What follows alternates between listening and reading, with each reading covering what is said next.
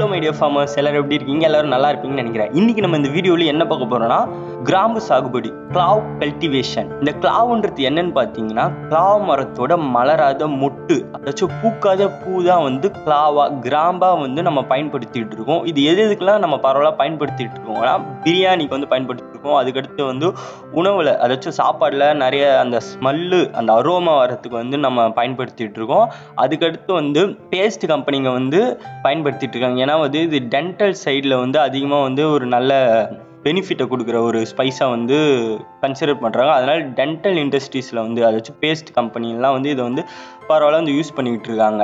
ஒரு கிலோ 600 ருபீஸில் ஸ்டார்ட் ஆகி அதோட குவாலிட்டிக்கு ஏற்ற மாரி கிளாவ் வந்து மார்க்கெட்டில் வந்து வித்துட்ருக்காங்க. ஸோ இந்த வீடியோவில் நம்ம என்ன பார்க்க போகிறோம்னா, அது சாகுபடி பண்ணுற அந்த வழிமுறைகள்லாம் வந்து பார்க்க போகிறோம். அதில் வந்து சில மெத்தட்லாம் இருக்குது. எக்ஸாம்பிள் காப்பேசிங் அப்படின்ற ஒரு டெக்னிக்லாம் இருக்குது. அது என்ன டெக்னிக்கு? இது வந்து தைல மரத்தில் அப்புறம் முந்திரிலாம் வந்து யூஸ் பண்ணிட்டு இருக்காங்க. ஸோ அது என்ன மெத்தடு அப்படின்றதெல்லாம் பார்க்க போகிறோம். அதுக்கடுத்து அதை நம்ம வளர்த்துட்ட பிறகு அது எப்படி மார்க்கெட் பண்ணணும், மார்க்கெட்டிங் ப்ரொசீஜர், அதுக்கப்புறம் அதோட பிஸ்னஸ், அதெல்லாம் தான் நம்ம இந்த வீடியோவில் வந்து பார்க்க போகிறோம். கிளாவ் வந்து எந்த நாடுகள்லாம் வந்து அதிகமாக வந்து விளைவிக்கப்படுதுன்னா, இந்தோனேஷியா, வியட்நாம், இந்தியா, இந்த கண்ட்ரியில் வந்து அதிகமாக வந்து கிராம்பை வந்து வளர்த்துட்டு இருக்காங்க. இந்தியாவை பொறுத்த வரைக்கும் பார்த்தீங்கன்னா, அதிக ஏற்றுமதியில் இந்தியா வந்து இன்வால்வ் ஆகுது. அதில் குறிப்பிட்ட ஸ்டேட்ஸ் எதுன்னு கேட்டிங்கன்னா, நம்ம தமிழ்நாடு, கர்நாடகா, கேரளா, இந்த இடத்தெல்லாம் வந்து கிராம்பை அதிகமாக வந்து வளர்த்துட்டு இருக்காங்க. அதுலேயும் தமிழ்நாடு வந்து அதிக உற்பத்தியில் வந்து இருக்குது. இது எது மாதிரி இடத்தெல்லாம் வளரும்னா, இந்த மலைப்பகுதிகள்லாம் நல்லா வளரும். இந்த கிளாவ்னா என்னன்னு பார்த்தீங்கன்னா, முன்னாடி சொன்ன மாதிரி பூ, மலராத ஒரு பூ தான் வந்து கிளாவாக இருக்குது. அது பூக்கிறதுக்கு முன்னாடியே வந்து அதை வந்து பறித்து அதை வந்து நம்ம காய வச்சுட்டா இந்த கிளாவ் வந்து நம்ம வந்து இந்த ஸ்பைஸாக வந்து அதை மாற்றிடலாம். ஸோ சப்போஸ் அந்த பூ வந்து பூத்திருச்சுன்னு வச்சுக்கோங்களேன், அதோட அந்த ஸ்பைஸோட வேல்யூ வந்து குறைஞ்சிரும். பூக்காத பூவுக்கு தான் நிறைய வேல்யூ அதிகம். அதை காய வச்சு தான் வந்து கிரேட் பண்ணி விற்பாங்க. கிளாவுன்றது வந்து ஒரு மரம். அந்த மரத்தோட பூவை தான் வந்து நம்ம வந்து கிராம்பாக வந்து பயன்படுத்திகிட்டு இருக்கோம். இதை வந்து இங்கிலீஷில் வந்து கிளாவ்னு சொல்லுவாங்க, தமிழில் கிராம்பு.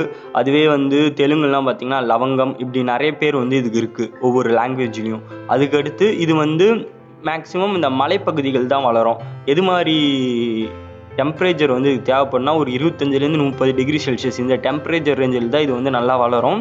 கிட்டத்தட்ட மெயின் சீ லெவல், கடல் மட்டத்திலேருந்து ஒரு 800லேருந்து 900 ஹைட் இருக்க அந்த ஏரியாவில் வந்து இது வந்து நல்லா வளரும். நம்ம இடத்துலையும் வந்து வளரும். ஆனால் அந்த பூவோட சைஸ் வந்து ரொம்ப கம்மியாக இருக்கும். நம்ம ஏரியாவில் வளர்ந்தா அப்படி அது சைஸ் கம்மியான வச்சுக்கோங்களேன், அதோட மார்க்கெட் வேல்யூ வந்து குறைஞ்சிரும். அதனால் இங்கே வளர்க்கறது வந்து ஒரு ஃபீஸிபிள் இல்லை, எக்கனாமிக்காக வந்து நம்மளுக்கு லாபம் கிடைக்காது. ஸோ அதனால் வந்து இது மலைப்பகுதிகளில் வந்து வளர்க்குறாங்க. தமிழ்நாட்டில் எந்த ஏரியாவில் வந்து இது நல்லா வளர்க்குறாங்கன்னா, இந்த நீலகிரி மாவட்டம், அதுக்கடுத்து வந்து கன்னியாகுமரி சைடு, அதுக்கடுத்து திருநெல்வேலி, இங்கெல்லாம் வந்து மலைப்பகுதி அதிகமாக இருக்கும், ஏற்காடு. ஸோ இதெல்லாம் இந்த இடத்துல வந்து மலை நல்லா ஹைட்டாக கடல் மட்டத்திலேருந்து கண்டிப்பாக ஒரு 800 அடிக்கு மேலே இருக்க ஏரியாங்க. ஸோ அந்த இடத்துல வந்து இது நல்லா வளரும். இதுக்கு வந்து ஹுமிடிட்டி, ஈரப்பதம் வந்து அதிகமாக தேவைப்படுது. ஸோ ஈரப்பதம் அதிகமாக இருக்க இடத்துல வந்து இது வந்து நல்லா வளரும். இந்த கிராம்பை வந்து எது எதுக்கெல்லாம் பயன்படுத்துகிறாங்கன்னா, நிறைய மெடிசினல் யூஸ் வந்து இதுக்கு இருக்குது. அதுக்கடுத்து வந்து நம்ம சொன்ன மாதிரி பிரியாணியில் வந்து பயன்படுத்துகிறாங்க. அதுக்கடுத்து இந்த டைஜஷன் ப்ராப்ளம்லாம் வந்து சரிப்படுத்துறதுக்கு வந்து பயன்படுத்துகிறாங்க. இன்ஃப்ளமேஷன், வீக்கங்கள், உடம்புல வீக்கம் ஏற்பட்டுச்சுன்னா அந்த இடத்துல வந்து இந்த கிராம்பை வந்து பயன்படுத்துகிறாங்க. ஸோ இது மாதிரி வந்து இதுக்கு வந்து வைட் வெரைட்டி ஆஃப் யூசஸ் இருக்குது, நிறைய பயன் இருக்குது. நெக்ஸ்ட்டு இதில் வந்து குறிப்பிட்டு எந்த வெரைட்டியும் வந்து யாரும் வந்து டெவலப் பண்ணல, குறிப்பிட்டு எந்த வெரைட்டியும் இல்லை. ஆனால் வந்து ட்ரேடிங் பண்ணுறவங்க ஒவ்வொரு குவாலிட்டிக்கு ஏற்ற மாதிரி சில பேர்லாம் வச்சுருக்காங்க. ஜனிபார், பென்னாங், அம்போயா அப்படின்ற சில பேரெல்லாம் வந்து இதுக்கு இருக்குது. நெக்ஸ்ட்டு வந்து இது எது மாதிரி சாயிலில் வந்து வளரும்னா, மணலும் கிளேவும், களிமண்ணும், மணல் கலந்த களிமண். ஸோ அந்த இடத்துல வந்து இது நல்லா வளரும். அதுமாரி லோமி சாயில் அப்படின்னு சொல்லுவாங்க. ஸோ அந்த சாயில், அந்த மண்ணில் வந்து இது நல்லா வளரக்கூடியது. ஹுமிடிட்டி அதிகமாக தேவைப்படும், மலையில் வளரும்னு சொல்லியிருக்கேன். ஸோ ஈரப்பதம் அதிகமாக கம்பல்சரி தேவைப்படும். நிழலும் வந்து தேவைப்படும் வளர்கிறதுக்கு. ரெட் சாயில், செம்மண்லேயும் வந்து இது வந்து நல்லா வளரும். இதை வந்து நம்ம எப்படி வளர்க்கணும்னா, அதோட விதைகளை பயன்படுத்தி தான் வந்து வளர்க்குறாங்க. மெயின்லி ப்ராப்பகேட்டட் பை சீட்ஸ், அதாச்சும் விதைகள் தான் இதை வந்து வளர்க்கறதுக்கு ஒரு முக்கியமான இதுவாக வந்து பயன்படுத்திட்டு இருக்காங்க. முதல்ல என்ன பண்ணுவாங்கன்னா, அந்த விதைகளை வந்து பூத்து நம்ம நார்மலாக பண்ணுறது பறிச்சிருவோம். பறித்து அதை உலர்த்தி அதை கிளாவை மாற்றிடுவோம். இப்போ வந்து நம்ம அதாவது கண்ணாக மாற்றணும், சீட்லிங் வேணும்னு வச்சுக்கோங்களேன். ஸோ அதை வந்து காயாக மாற்றி அதோட கொட்டையை எடுத்து நம்ம வந்து நர்சரி வந்து ஃபஸ்ட்டு போடணும். இதை வந்து வளர்க்கணும்னா ஒரு 6 மாதம் வரைக்கும் நம்ம வந்து நர்சரி வந்து வச்சுருக்கணும்.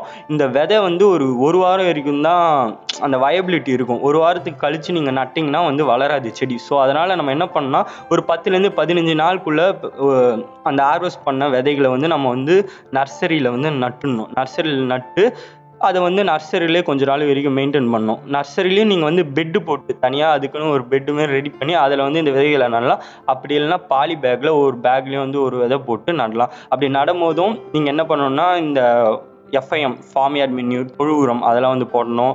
மண்புழு உரம் இதெல்லாம் வந்து அதில் போட்டு வளர்த்திங்கன்னா நல்லது. 45 நாள் கழித்து வந்து இதை வந்து நம்ம வந்து தனியாக நர்சரியிலேருந்து அந்த பாலி பேக்லேருந்து ரிமூவ் பண்ணி நம்ம எடுத்துன்னு போய் நட்டுடலாம். இதை வந்து நீங்கள் ஊடு பயிராக வந்து தென்னை மரத்துலையும் பாக்கு மரத்துலையும் வந்து யூஸ் பண்ணலாம். மேக்ஸிமம் அனைத்து விதமான இந்த மசாலா இருக்குல்ல, எல்லா ஸ்பைசஸுமே வந்து நம்ம எல்லா பிளான்டேஷன் கூடயும் வந்து ஊடு பயிராக இன்டர் கிராப்பாக வந்து போடலாம். அரிக்கானட் பாக்கு மரத்து கூட போடலாம், தென்னை மரத்து கூட ஊடு பயிராக போடலாம். ஸோ இது வந்து உங்களுக்கு என்ன இது மூலமாக தெரியுதுன்னா, நீங்கள் வந்து சும்மா இருக்க லேண்டை, இப்போ தென்னை மரம் இருக்குன்னா அதுக்கு இடையில இருக்க அந்த லேண்டை வந்து சும்மாவே விடாமல் இப்படி ஏதாவது ஸ்பைஸ் போட்டிங்கன்னா, சப்போஸ் நீங்கள் மலைப்பகுதியில் இருக்கீங்க, தென்னை மரம் வச்சுட்டு இருக்கீங்க, அந்த இடத்துல கேப் இருக்குன்னு வச்சுக்கோங்களேன், அந்த இடத்துல நீங்கள் அந்த கிளாவை நட்டிங்கன்னா உங்களுக்கு வந்து அந்த இன்கம் வந்து டபுள் இன்கமாக வரும். ஒன்று லாஸ் ஆனாலும் இன்னொன்று வந்து பொழைச்சிக்கும். ஸோ நீங்கள் இன்டர் கிராப்பாக வந்து இந்த கிளாவை வந்து போட்டுக்கலாம். இதை வந்து நம்ம எப்போ பிளான் பண்ணலான்னு கேட்டிங்கன்னா வந்து இந்த ஜூன் டு ஜூலை அந்த டைமில் வந்து நம்ம நர்சரிலேருந்து ரிமூவ் பண்ணி 75 x 75 x 75 மீட்டர் குழி, 75 மீட்டர் ஆழம், அகலம், வித்து அந்த நீளம், அது அப்படி இருக்க மாரி ஒரு குழி வந்து வச்சுக்கணும். 75 சென்டிமீட்டரில் ஒவ்வொரு செடிக்கும் வந்து 6லேருந்து 7 மீட்டர் கேப் விட்டுக்கணும். அதான் மரமாக இது மாறிடுது, இது வந்து ஒரு மரம். ஸோ அதனால் வந்து நீங்கள் 6லேருந்து 7 மீட்டருக்குள்ளே கேப் விட்டுக்கணும். அப்படி விட்டுட்டு நீங்கள் வந்து நட்டுக்கலாம். தனியாக நட்டுறதுனால நடலாம், இன்டர் கிராப்பாகவும் போடலாம். இப்படி போட்டுட்ட பிறகு 4வது வருஷத்துலேருந்து பூ பூக்க ஸ்டார்ட் பண்ணிவிடும். உங்களுக்கு வந்து ஈல்டு வந்து வர ஆரம்பிச்சிடும். இது வந்து காஃபி எஸ்டேட், அப்புறம் டீ எஸ்டேட் அங்கெல்லாம் வந்து இந்த கிளாவ் வந்து வச்சுக்கிட்டு இருக்காங்க. அப்புறம் வந்து இதில் உரம்னு பார்த்தீங்கன்னா வந்து நீங்கள் இயற்கை உரம் போட்டுக்கலாம். மேக்ஸிமம் வெர்மி கம்போஸ்ட், மண்புழு உரம், இல்லைனா தொழு உரம் இதையும் வந்து பயன்படுத்திக்கலாம். அப்படி நீங்கள் இல்லைனா நான் வந்து கொஞ்சம் சயின்டிஃபிக்காக போகிறேன், ஆர்டிஃபிஷியலாக யூஸ் பண்ணுறேன், யூரியா ஒரு 430 கிராம், அதுக்கடுத்து வந்து super phosphate 110 gram, muriate of potash ஒரு 80 கிராம் வந்து நீங்கள் ஒரு மரத்துக்கு வந்து கொடுத்துக்கலாம். அதுக்கடுத்து இதில் களைகளை வந்து கையாலேயே ரிமூவ் பண்ணிக்கலாம், இல்லை வீடர் தனியாக இருக்கும். அப்படி இல்லைனா வந்து போர்டியாக்ஸ் மிக்சர் இந்த கெமிக்கலை வந்து நீங்கள் அடிச்சு விட்டிங்கன்னா களையெல்லாம் வந்து செத்து போயிடும். நெக்ஸ்ட் வந்து இதில் வாட்ரிங், அதாச்சும் நீங்கள் நீர்ப்பாய்ச்சல் வந்து அதிகமாக வந்து பண்ணிகிட்டே இருக்கணும். அதுவும் சம்மர் டைமில் வந்து அதிகமாக வந்து நீர் தேவைப்படும். ஏன்னா ஈரப்பதமும் அதிகமாக இருக்கணும், இதுக்கு வந்து அதிகமாக தண்ணியும் தேவைப்படும். ஸோ முதல் 3லேருந்து 4 வருஷம் வரைக்கும் நீங்கள் அது வந்து கரெக்டாக மெயின்டைன் பண்ணிக்கணும். இதோட வாழ்நாள் பார்த்தீங்கன்னா 15 வருஷம். 15 வருஷம் வரைக்கும் கிராம்பு வந்து நம்மளுக்கு வந்து இருக்கும். 4வது வருஷத்துலேருந்து பூ ஸ்டார்ட் பண்ணிவிடும். 4வது வருஷம் ஸ்டார்ட் ஆச்சுன்னா வந்து 15 வருஷம், அந்த கணக்குலேருந்து 15வது வருஷம் வரைக்கும் இது வந்து நம்மளுக்கு ஈல்டு வந்து கொடுத்துக்கிட்டே இருக்கும். இப்போ காப்பைசிங்னா என்னென்னு பார்த்தலாம். காப்பைசிங்னா ஒன்றுமே இல்லை. இப்போ உதாரணத்துக்கு தைல மரம் இருக்குன்னு வச்சுக்கோங்களேன், அது ரொம்ப ஹைட் ஆகிட்ட பிறகு நம்ம வந்து என்ன பண்ணுவோம்னா அது கொஞ்சம் ஈல்டு குறையும் வயசாக. இப்போ இதுலேயே பார்த்தீங்கன்னா ஒரு வருஷம் கூட சில பேர் காப்பைசிங் பண்ணுவாங்க. என்ன பண்ணுவாங்கன்னா அந்த மரத்தோட அடியிலேருந்து ஒரு 10லேருந்து 15 சென்டிமீட்டர் மட்டும் எடுத்துட்டு மொத்த மரத்துமே வந்து வெட்டிடுவாங்க. அதாச்சும் 15 சென்டிமீட்டர் மட்டும்தான் மரம் கீழேருந்து மேலே வரைக்கும் இருக்கும். ஸோ அப்படி வெட்டும் போது என்ன ஆகும்னா அந்த மரத்தோட மேல் பகுதி எல்லாமே போயிடும். கொஞ்ச நாள் கழிச்சு என்ன ஆகும்னா புதுசாக வந்து துளிர் விட்டு அது மறுபடியும் வந்து ஒரு மரமாக மாறும். ஸோ இப்படி பண்ணுறதுனால நம்மளுக்கு வந்து ஈல்டு வந்து அதிகமாக வந்து பூ பூக்கும். இது வந்து ஒரு கவாத்து முறை தான், pruning. It's a kind of pruning technique அப்படின்னு சொல்லுவாங்க. இதுவும் வந்து ஒரு விதமான கவாத்து எடுக்கிறது தான். தேவையில்லாத அந்த இதுவெல்லாம் நம்ம ரிமூவ் பண்ணிட்டு மறுபடியும் ஃபர்ஸ்ட்லேருந்து வளர்க்கறதுனால நம்மளுக்கு கிடைக்கிற அந்த ஈல்டு வந்து அதிகமாகும். ஸோ அதுக்கு தான் இந்த காப்பைசிங் பண்ணுறாங்க. இது வந்து யூக்கலிப்டிப்ஸில் வந்து பண்ணிகிட்டு இருக்காங்க, தைல மரத்தில் பண்ணிகிட்டு இருக்காங்க. இப்போ இதுலேயும் வந்து பண்ணுவாங்க, முந்திரிலையும் பண்ணிகிட்டு இருக்காங்க. இப்போ கடைசி வந்து ஹார்வெஸ்டிங், அறுவடை. இதை வந்து எப்படி பண்ணணும்னா ஏணி போட்டு மரத்து மேலே ஏறி ஒவ்வொரு பூவாக தனித்தனியாக கையில் வந்து பறிக்கணும். நம்ம 4வது வருஷத்துலேருந்து பூ பூக்க ஸ்டார்ட் ஆகிடும். ஸோ இது வந்து எப்போ பூ பூக்கும்னா செப்டம்பர்லேருந்து அக்டோபர் இந்த டைமில் வந்து இது வந்து பூ பூக்கும். ஸோ நம்ம அந்த டைமில் வந்து பறிச்சிக்கலாம் பூவை. மலைப்பகுதியாக இருந்துச்சுன்னா டிசம்பர் டைமில் வந்து பூ பூக்கும். இந்த செப்டம்பர் டு அக்டோபர் சமவெளிகளில் வந்து பூ பூக்கும். இதை வந்து நம்ம என்ன பண்ணணும்னா அந்த பூ வந்து மலரத்துக்கு முன்னாடியே வந்து பறிச்சிடணும். மொட்டாக இருக்கும் போதே பறித்து அதை வந்து காய வச்சுருவாங்க. அப்படி காய வச்சது தான் ஸ்பைஸ். இதுக்கு வந்து லேடர் யூஸ் பண்ணுவாங்க. முன்னாடி சொன்ன மாதிரி ஏணி போட்டு ஒவ்வொரு பூவை தனித்தனியாக பறிக்கணும். இப்படி பறிச்சிட்ட பிறகு கடைசியாக போஸ்ட் ஹார்வெஸ்டிங் ப்ராசஸ். இதில் என்ன பண்ணுவாங்கன்னா அந்த எல்லா பூவையும் எடுத்துன்னு போய் காய வச்சுருவாங்க. காய வச்சு கடைசியாக வந்து மார்க்கெட்டிங் பண்ணுவாங்க. இந்த மார்க்கெட்டிங் வந்து நீங்கள் வந்து ஒரு பெரிய ஃபார்ம் பிளான்டேஷன் வந்து மெயின்டைன் பண்ணுறீங்கன்னு வச்சுக்கோங்களேன். நீங்களே வந்து இந்த டூத் பேஸ்ட் கம்பெனிலாம் இருக்கும். எக்ஸாம்பிளுக்கு டாபர் ரெட், அதுக்கப்புறம் கோல்கேட், இந்த கம்பெனிலாம் நீங்கள் வந்து அதிகமான லெவலில் உங்களால் சப்ளை பண்ண முடியும்னா அவங்க வந்து உங்கள் கூட அக்ரிமெண்ட் போட்டு வாங்கிப்பாங்க. நீங்கள் வந்து பிளான்டேஷனை வந்து மெயின்டைன் பண்ண, இல்லைனா வந்து நான் ரொம்ப சின்னதாக தான் கொஞ்சோண்டு தான் வச்சுட்டு இருக்கேன் அப்படின்ற பட்சத்தில் நீங்கள் வந்து ஏதாச்சும் ஒரு ட்ரேடர் கூட காண்டாக்ட் பண்ணணும். அவங்க வந்து உங்ககிட்ட இருக்கிற ப்ராடக்ட்டை வந்து வாங்கிட்டு அவங்க எடுத்துகிட்டு போய் விற்றுப்பாங்க. அது வந்து தனியாக அவங்க கிரேடிங்கும் பண்ணிப்பாங்க. எக்ஸ்போர்ட் குவாலிட்டியில் நீங்கள் நல்லா மெயின்டைன் பண்ணிங்கன்னா எக்ஸ்போர்ட் கிரேடில் வரும். அது அப்போ எக்ஸ்போர்ட் பண்ணிங்கன்னா லாபம் அதிகமாகும்.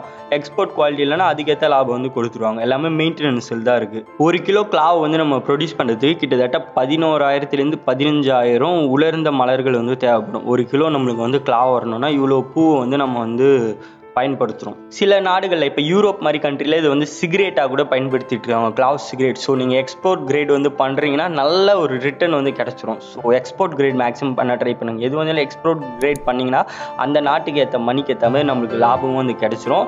மார்க்கெட்டிங் இவ்வளோ தான். ஸோ இந்த வீடியோ வந்து உங்களுக்கு கொஞ்சம் பயனுள்ளதாக இருந்திருக்கும்னு நினைக்கிறேன். அப்படி உங்களுக்கு பயனுள்ளதாக இருந்துச்சுன்னு நீங்கள் நினச்சிங்கன்னா வீடியோவை லைக் பண்ணிவிடுங்க. அப்புறம் கண்டிப்பாக வந்து உங்கள் ஃப்ரெண்ட்ஸ் அண்ட் ஃபேமிலியோடு ஷேர் பண்ணுங்கள். எல்லாருமே வந்து இந்த ஸ்பைசஸை பற்றி தெரிஞ்சுக்கிட்டோம். நம்ம டெய்லியும் பயன்படுத்துகிற இந்த ஸ்பைஸை பற்றி எல்லாரும் வந்து கண்டிப்பாக தெரிஞ்சுக்கணும்னு நான் நினைக்கிறேன். அதுக்கடுத்து நம்ம சேனலை சப்ஸ்கிரைப் பண்ணி வச்சுக்கோங்க. இது மாதிரி நான் வேறு வீடியோ போட்டு அப்போ தான் உங்களுக்கு நோட்டிஃபிகேஷன் வரும். நீங்கள் வந்து டக்குன்னு பார்க்க முடியும். நெக்ஸ்ட் இது மாதிரி ஒரு நல்ல வீடியோவில் வந்து உங்களை வந்து நான் சந்திக்கிறேன். அது வரைக்கும் உழுவோம், உயர்வோம். நன்றி. தேங்க்யூ.